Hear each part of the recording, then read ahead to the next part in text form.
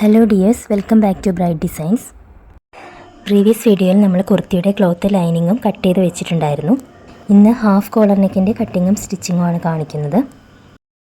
നെക്കിൻ്റെ വിഡ്ത്ത് ഞാൻ 3 ഇഞ്ചാണ് എടുക്കുന്നത്. ഇറക്കം 6.5 ഇഞ്ചാണ് എടുക്കുന്നത്. അപ്പോൾ തയ്ച്ച് വരുമ്പോൾ അത് 7 ഇഞ്ചാകും. ഷേപ്പ് മാർക്ക് ചെയ്യുന്നതിന് വേണ്ടി ഇതുപോലൊരു ബോക്സ് ആയിട്ടത് ഡ്രോ ചെയ്തെടുക്കാം. ഇനി ഞാനൊരു 3 ഇഞ്ച് ഇറക്കത്തിൽ ഒരു കർവ് ഷേപ്പ് വരച്ചു കൊടുക്കാൻ പോവാണ്.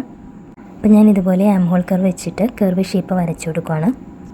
അപ്പോൾ ഇതാണ് നെക്കിൻ്റെ ഷേപ്പ് വരുന്നത്. കോളർ നെക്ക് ആകുമ്പോൾ കുറച്ചൊരു ഇറക്കി ഓപ്പണിങ് കൊടുത്തില്ലെങ്കിൽ കഴുത്ത് കിടക്കാൻ ബുദ്ധിമുട്ടായിരിക്കും. റൗണ്ട് ഷേപ്പിന് താഴേക്ക് ഇതുപോലെ ഒരു സ്ക്വയർ നെക്കാണ് കൊടുത്തിരിക്കുന്നത്. അപ്പോൾ ഞാൻ ആ ഷേപ്പ് കട്ട് ചെയ്തെടുത്തിട്ടുണ്ട്. ഇനി ഓപ്പൺ ചെയ്ത് കാണിക്കാം. ഇതുപോലെയാണ് ഷേപ്പ് വരുന്നത്. ഇത് ലൈനിങ് ക്ലോത്തിലാണ് നമ്മളിപ്പോൾ കട്ട് ചെയ്തിരിക്കുന്നത്. ഇനി ഇത് മെയിൻ ക്ലോത്തിൻ്റെ മുകളിലേക്ക് വെച്ചിട്ട് സ്റ്റിച്ച് ചെയ്തെടുക്കണം. അപ്പം ഞാനിപ്പോൾ ഇത് മെയിൻ ക്ലോത്തിൻ്റെ മുകളിൽ വെച്ചിട്ട് പിൻ ചെയ്ത് കൊടുത്തിട്ടുണ്ട്.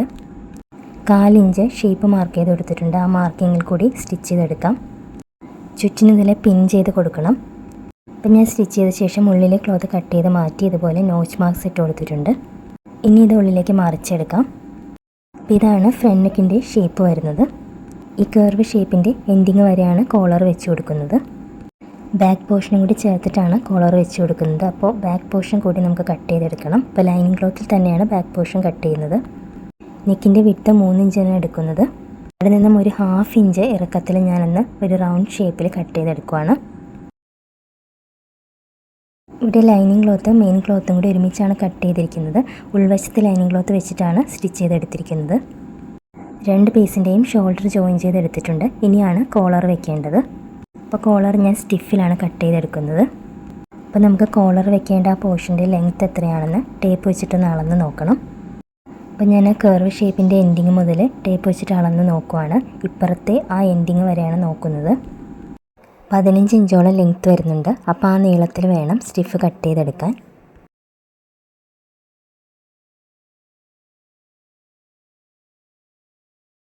സ്റ്റിഫ് 2ആയിട്ട് ഫോൾഡ് ചെയ്താണ് എടുത്തിരിക്കുന്നത്. 3/4 ഇഞ്ച് വീതിക്കാണ് കട്ട് ചെയ്തെടുക്കാൻ പോകുന്നത്. ഈ ഫോൾഡഡ് സൈഡിൽ നിന്നാണ് ലെങ്ത്ത് എടുക്കാൻ പോകുന്നത്. 15 ഇഞ്ചാണ് ലെങ്ത്ത് വരുന്നത്.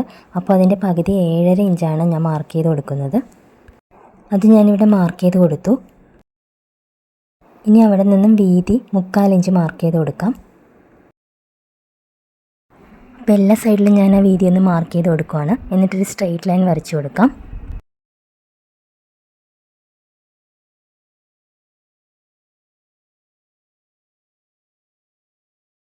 ഇനി ഈ പോയിന്റിൽ നിന്നും ഇപ്പുറത്തേക്ക് ഒരു 1/2 ഇഞ്ച് നീക്കി ഒരു മാർക്കിംഗ് കൊടുക്കണം. എന്നിട്ട് ഇതുപോലെ ഒരു കർവ് ഷേപ്പ് വരച്ചു കൊടുക്കാം.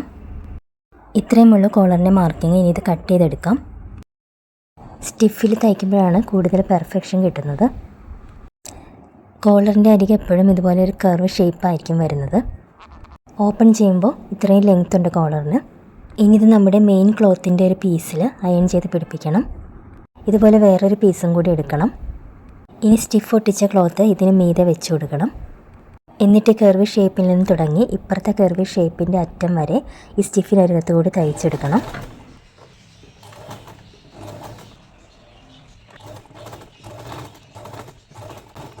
സ്റ്റിഫിൽ കൊള്ളാതെ സ്റ്റിഫിനരികത്ത് കൂടി വേണം തയ്ച്ചെടുക്കാൻ. ഇനി കർവ് ഷേപ്പിൻ്റെ അടിയിൽ വരെ കൊണ്ടുപോയി തയ്ച്ച് നിർത്തണം. അതിന് താഴേക്ക് തയ്ക്കരുത്.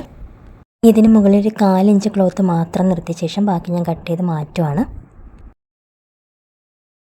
മറിച്ചെടുക്കുമ്പോൾ കറക്റ്റ് ഷേപ്പ് കിട്ടാൻ വേണ്ടിയാണ്.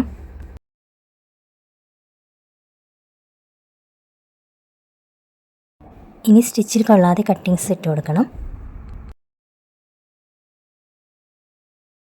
ഈ 2 കോർണറിലും കട്ടിങ്സ് കൊടുക്കണം. ഇനി നമുക്ക് ഈ താഴ്ഭാഗത്തുനിന്ന് കോളർ മറിച്ചെടുക്കാം. ഇതിൻ്റെ താഴത്തെ ഈ സൈഡാണ് ആദ്യം നമ്മൾ ക്ലോത്തിൽ വെച്ച് തയ്ച്ചു കൊടുക്കുന്നത്. അതിനുശേഷം നല്ല വശത്തേക്കാണ് അപ്പുറത്തെ സൈഡ് മടക്കി വെച്ചിട്ട് തയ്ച്ചെടുക്കുന്നത്. അപ്പോൾ നമുക്ക് തയ്ക്കുന്നത് എങ്ങനെയെന്ന് നോക്കാം. ഈ സൈഡ് ഇങ്ങനെ ഓപ്പൺ ചെയ്തെടുത്തിട്ട് ക്ലോത്തിൻ്റെ ഈ അറ്റത്ത്, അതായത് ഈ കർവ് ഷേപ്പിൻ്റെ അറ്റത്ത് നിന്ന് നമുക്കിങ്ങനെ വെച്ചിട്ട് തയ്ച്ചു തുടങ്ങാം. കണ്ടത് ഇതുപോലെ വെച്ചിട്ട് ഈ സൈഡിൽ കൂടിയാണ് തയ്ക്കേണ്ടത്. സ്റ്റിഫിൽ കൊള്ളരുത്. സ്റ്റിഫിനരികത്തുകൂടി മെയിൻ ക്ലോത്തും ഈ ക്ലോത്തും കൂടി ചേർത്ത് വെച്ചിട്ട് തയ്ച്ചെടുക്കണം. അങ്ങനെ ഇപ്പുറത്തെ അറ്റം വരെ നമ്മൾ മാർക്ക് ചെയ്തിട്ടുള്ള ആ സൈഡ് വരെ കോളർ നമുക്ക് പിടിപ്പിച്ചെടുക്കാം. ഹാഫ് കോളറാണ്. ഇപ്പം ഞാൻ അതുപോലെ വെച്ചിട്ട് തയ്ച്ചെടുക്കുവാണ്. വലിച്ചു പിടിച്ച് തയ്ക്കരുത്.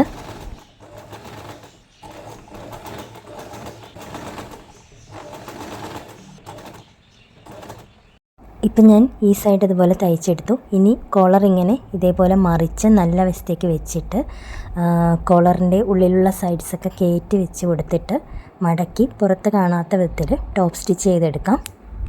ഇതുപോലെ ക്ലോത്ത് ഉള്ളിലേക്ക് മടക്കി വെച്ചിട്ട് ഈ അരികത്ത് കൂടി സ്റ്റിച്ച് ചെയ്തെടുക്കണം. അപ്പം ഞാൻ ഇതിങ്ങനെ വെച്ചിട്ട് സ്റ്റിച്ച് ചെയ്തെടുക്കുവാണ്. തയ്യൽ തുമ്പൊക്കെ ശരിക്ക് ഉള്ളിലേക്ക് കയറ്റി വെച്ചതിന് ശേഷമേ തയ്ക്കാവൂ. ഇതിപ്പോൾ ഇതുപോലെ കോളർ പിടിപ്പിച്ചെടുത്തു കഴിഞ്ഞു. ഇതുപോലെയാണ് ഹാഫ് കോളറിനൊക്കെ തയ്ക്കുന്നത്. കോളറിൻ്റെ ലെങ്ത്ത് എടുക്കുന്നത് എപ്പോഴും കറക്റ്റ് ആയിരിക്കണം. അപ്പോൾ വീഡിയോ ഇഷ്ടമായ ലൈക്ക് ചെയ്യാനും കമൻറ്റ് ചെയ്യാനും ഷെയർ ചെയ്യാനും മറക്കരുത്. ആദ്യമായിട്ട് കാണുന്നവരാണെങ്കിൽ സബ്സ്ക്രൈബ് ചെയ്യുക. Thank you for watching.